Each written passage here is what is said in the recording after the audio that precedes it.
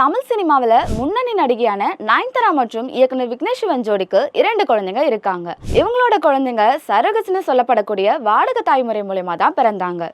ஆனா இனி வாடகை தாய்க்கு பதிலா வாடகை ரோபோவே குழந்தைய சுமந்து பெத்தெடுக்கும்னு சொன்னா நம்ப முடியுமா? ஆமாங்க, சீனாவில் இருக்க கைவா டெக்னாலஜி என்ற ஏஐ நிறுவனம் மனித வடிவிலான கர்ப்பப்பையுடன் இருக்கிற ரோபோவை உருவாக்குற முயற்சியில் ஈடுபட்டு இருக்காங்க.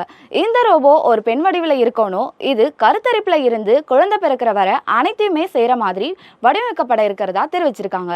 இது மட்டும் இல்லாம பெண்களோட கர்ப்பப்பையில இருக்க அம்னியோட்டிக் திரவம் செயற்கை கர்ப்பப்பையில நிரப்பப்பட்டு அதுல குழந்தை வளர்க்கப்படுமா. இந்த குழந்தைக்கு தேவையான சத்துக்களை வழங்க நம்ம தொப்புள் கொடி மாதிரி ஒரு டியூப் ஒன்று பொருத்தப்பட்டு இருக்குமா.